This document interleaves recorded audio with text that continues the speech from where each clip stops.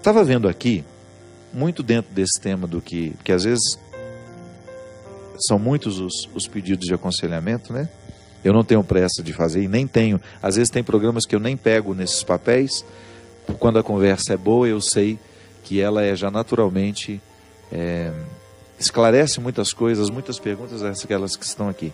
Mas hoje coincidentemente, eu estava olhando aqui no intervalo, eu vi que existe um pedido de reflexão de um homem que tem 30 anos, ele não quer se identificar, a esposa tem 27, eles estão há 5 anos casados e já tem 8 meses em que eles começaram a viver uma crise.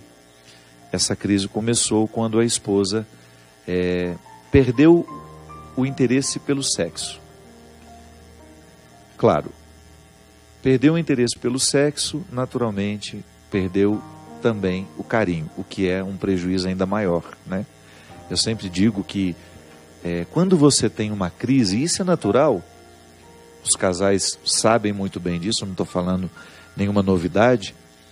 Na vida de casado há crise, sim, do interesse sexual. Mas quando o carinho continua, parece que a crise fica mais fácil de ser superada. Mas aqui não. Neste caso, perdeu também todas as instâncias do carinho. Ficou uma relação muito dura. E ele está dizendo que a ama muito e que por causa deste amor ele ainda não traiu. Mas que ele está sentindo que não terá outra solução a não ser viver a traição.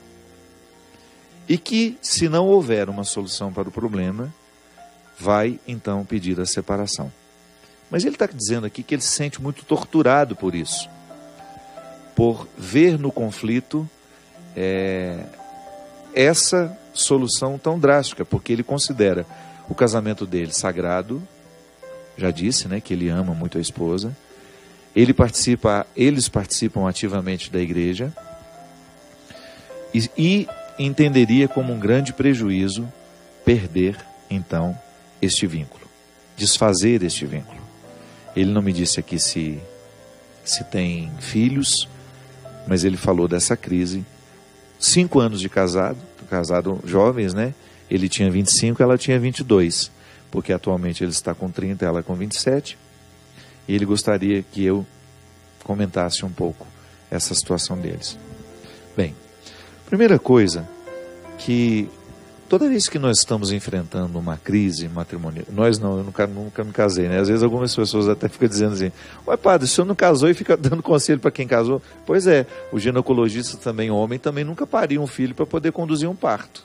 Então a gente está justificado, né? A gente já viu muita gente casada. Eu nasci dentro de um lugar onde o casamento foi muito bem sucedido, graças a Deus, com todas as dificuldades do meu pai e minha mãe. Meu pai faleceu, ele era ainda casado com a minha mãe. Então a gente sabe por aquilo que vê, por aquilo que lê, por aquilo que convive. E também é apenas uma palavra, não é uma solução.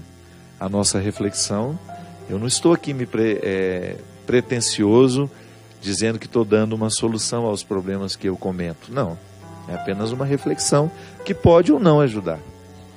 Eu particularmente penso que o casamento, ele só é possível de ser duradouro quando ele passa pela experiência da escuta, quando ele passa pela experiência da fala.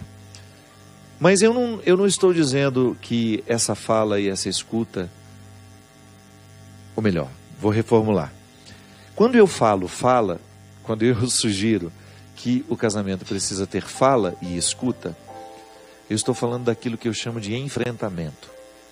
Muitas vezes nós temos um conflito entre nós não dizemos, nós vamos permitindo que o tempo vá multiplicando as instâncias do conflito e daqui a pouco o conflito ficou muito maior do que nós. Por exemplo, depois de 8 meses de total desinteresse pelo sexo, esse rapaz começa a pensar na possibilidade de desfazer o vínculo por causa disso. Veja bem, minha gente, Nos primeiros sinais de desinteresse, a gente tem que conversar. Ou até mesmo para buscar soluções. A mulher, ela funciona com outro mecanismo muito diferente do nosso. A sexualidade do homem é toda para fora, né? A mulher é toda mais interna. E às vezes há um conflito até em relação ao prazer que a mulher sente.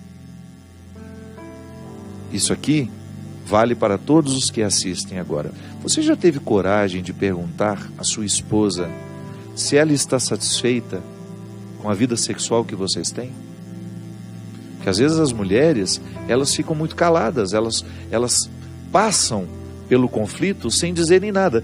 E depois, porque não se realizam, e por motivos que são diversos, às vezes os homens interpretam a sexualidade muito mais como uma satisfação de uma necessidade biológica, o que é terrível. Na vida matrimonial, o sexo, ele tem que recrutar todas as dimensões do respeito e da sacralidade que o outro tem. E por isso precisamos falar sobre isso, sim. Uma vez eu tive uma oportunidade de conversar com a mãe sobre isso, com a minha mãe. É claro que é difícil. Você pergunta: mãe, como era a sua vida sexual com meu pai? E ouvir da minha mãe o que eu ouvi foi: meu Deus, como essa mulher foi resignada. Você sabe muito bem, Cristian, que às vezes no casamento, a mulher, ela sofre muito por causa da vida sexual. Às vezes ela não tem nenhuma... Como é que nós podemos dizer isso? A mulher, a satisfação sexual da mulher é muito diferente, porque ela requer muito a dimensão do carinho. Você que é marido sabe disso. O quanto a Camila se realiza com você como homem, sobretudo quando você é carinhoso. O carinho, ele faz com que a vida sexual seja muito mais satisfatória. O problema é quando no casamento separa-se a relação genital da relação sexual. Vai, padre, mas são duas coisas diferentes? Sim. A relação genital é aquela que se reduz à dimensão biológica do sexo. E essa pode ser frustrante. A relação sexual, ela engloba o carinho, ela engloba o todo das pessoas. E quando no casamento não se fala sobre isso, quando não se tem esse enfrentamento, é possível que essas insatisfações fiquem registradas, fiquem guardadas, e em algum momento isso vai se manifestar da pior forma, que é o total desinteresse pelo outro. Porque quando uma das pessoas que compõe essa relação sente-se desrespeitada ou até objetificada pelo outro, porque o que é a objetificação? Quando alguém na relação sexual percebe que ela foi apenas uma instância biológica de satisfação. Acabou o sexo, ou aquele sexo quase que animalesco, sem carinho, sem respeito, isso tem prazo de validade. O que faz a vida sexual de um casal ser frutuosa é quando ela nunca perde a dimensão do afeto, do carinho. Aí é verdadeira vida sexual. Não se limita a ser uma vida genital. Não se limita a ter uma relação genital, mas tem uma relação sexual. Aí volto a dizer, se a gente não está habituado a falar do que nos conflitua, o outro não vai saber o que está acontecendo. E aí, minha gente, vale para todas as dimensões da vida familiar. Se nós não colocamos os problemas de forma organizada e ordenada, eu até costumo dizer que a gente precisa criar situação para falar do problema. Porque às vezes a gente quer resolver o problema dando um grito e saindo da porta, pela porta fora. Não. Isso não resolve o problema, isso não é comunicação. Às vezes nós queremos resolver os nossos conflitos com os nossos filhos aos gritos, no momento que não é apropriado, num formato que não é apropriado. Às vezes marido e mulher querem resolver os seus conflitos sexuais também quando os ânimos estão exaltados. Não. Marca um jantarzinho, né? Organiza alguma coisa na sua casa só para você e ele. Ou quando é seu filho que está precisando ouvir alguma coisa. Meu filho, vamos sair comigo hoje? Só nós dois? Vamos jantar fora? Mas cria a situação. Não permita que o celular fique ali no meio, interrompendo a comunicação entre vocês. Olha, nós vamos desligar o celular, porque nós vamos ter meia hora de conversa. Durante meia hora você não responde seus WhatsApps, você não vê as suas redes sociais, e eu farei o mesmo, porque eu preciso ter uma conversa séria com você. Você estabelece o momento. Você marca no tempo que houve uma conversa para discutir um determinado assunto. Aí sim, a escuta e a fala ganham uma outra autoridade. Mas nós muitas vezes queremos resolver os conflitos, os problemas, sem termos criado a situação. Nós queremos resolver os nossos problemas sem falar e sem ouvir do jeito certo. Porque há um jeito certo de dizer as coisas. Às vezes nós vamos dizer algo muito pesado, muito difícil, e nós podemos fazer isso sem que isso pareça tão afrontoso ao outro. Vai depender da forma como nós fazemos.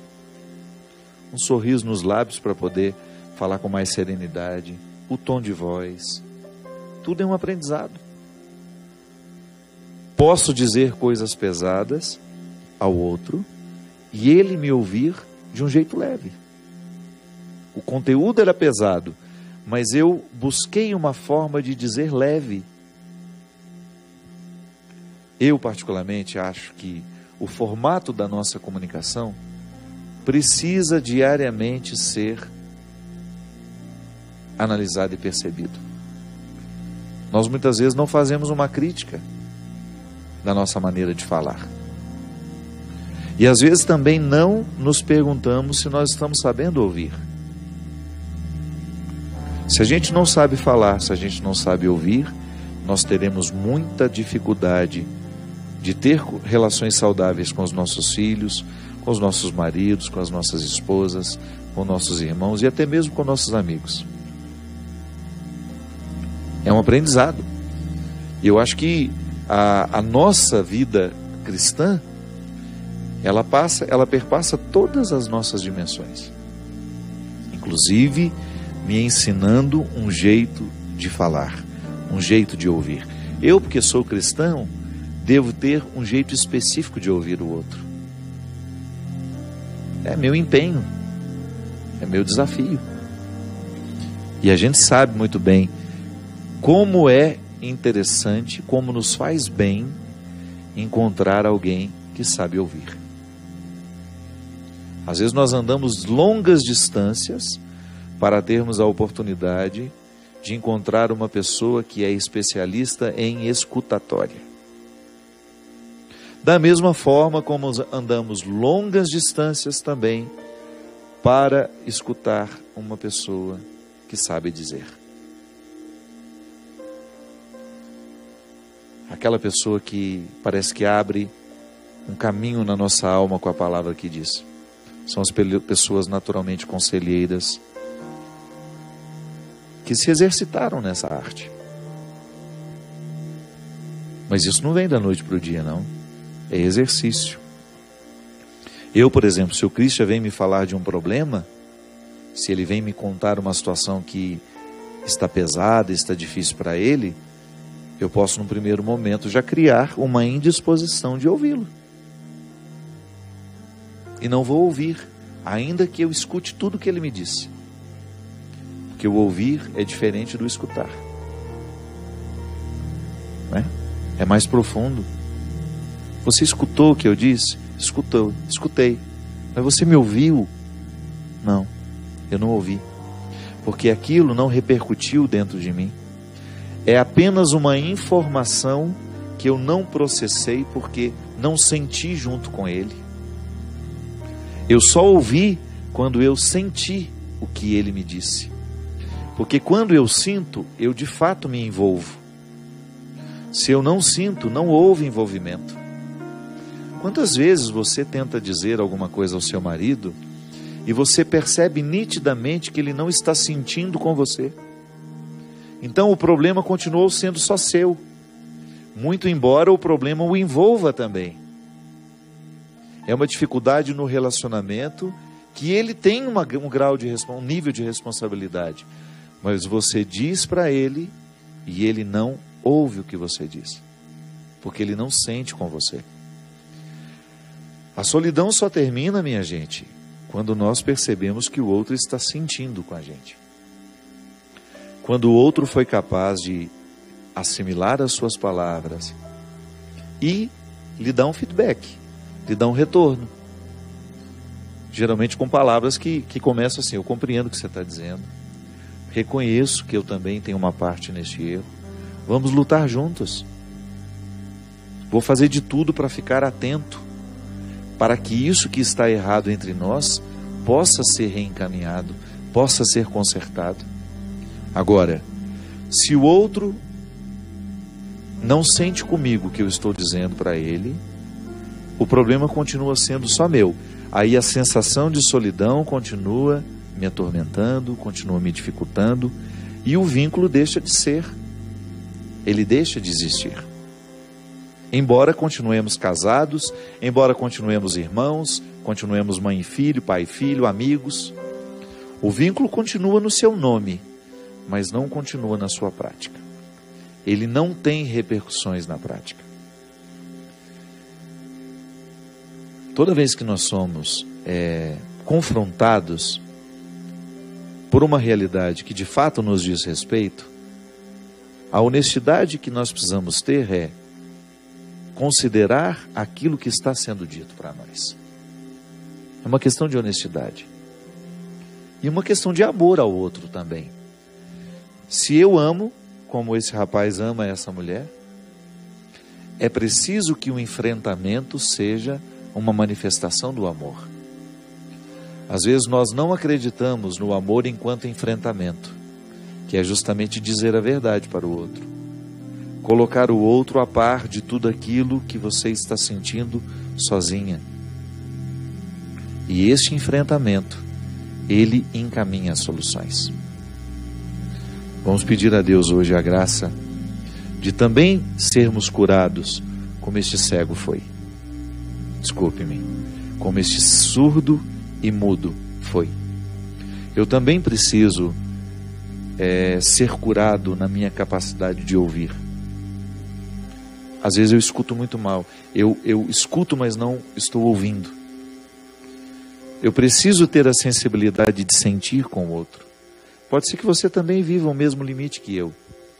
Você também perceba esse limite em você.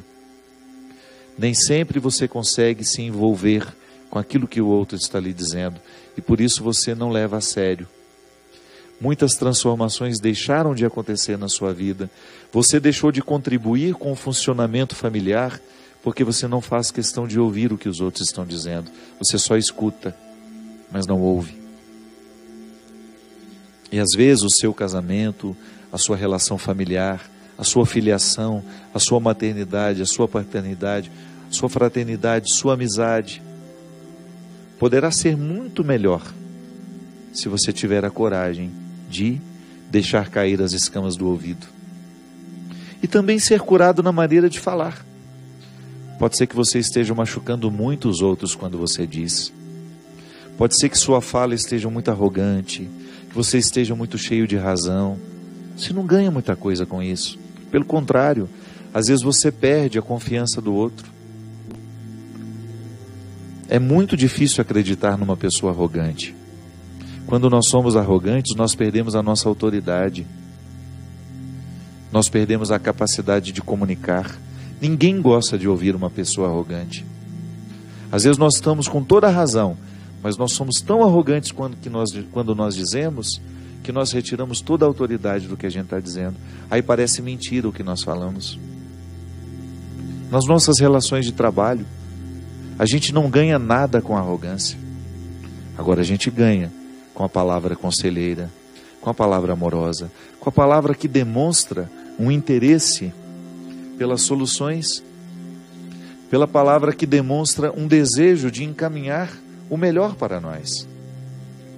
E por que a gente insiste num formato que não ajuda a resolver? Por que insistir num formato, num jeito de ser gente que não contribui em nada nos meios onde nós frequentamos? Vamos deixar cair por terra a arrogância da palavra. Vamos aprender os formatos mais amorosos. Volto a dizer, há uma forma de dizer coisas pesadas, sérias, graves, de um jeito leve, de um jeito amoroso. A gente ganha muita confiança do outro quando nós abrimos mão da nossa arrogância. É a verdadeira liderança. O líder é aquele que é capaz de convencer os outros do bem que ele propõe de forma leve e de forma serena. E é muito bom a gente ser liderado por pessoas assim, que são capazes de propor desafios, mas com leveza. Por isso que nós somos fascinados pela palavra de Jesus, que continua nos motivando coisas muito difíceis, porque não mudamos uma vírgula do que Jesus nos propôs. Continua sendo dura a palavra do Evangelho. Continua sendo muito difícil a proposta que Ele nos fez. Mas Ele o fez de maneira tão amorosa, de maneira tão carinhosa, tão misericordiosa, que ainda hoje nós continuamos acreditando na possibilidade de que essa proposta só nos faça bem. Como nos disse o Evangelho de hoje, Jesus passou fazendo o bem. Foi só o que Ele fez, o bem, quando ouviu e quando disse. Queiramos a mesma coisa, façamos do mesmo jeito, porque nós vamos fazer muito bem àqueles que passarem por nós, ou porque nós ouvimos certo, ou porque dissemos o que precisava ser dito. A salvação do outro passa, muitas vezes, pela nossa capacidade de ouvir e pela capacidade de dizer. E a nossa salvação também nos chega quando alguém nos ouviu do jeito certo, ou então nos disse o que precisávamos ouvir. Derrame sobre nós, sobre os nossos corações, a bênção e a proteção do céu, o Deus Todo-Poderoso, Pai, Filho e Espírito Santo. Amém. Até a semana que vem, se Deus quiser.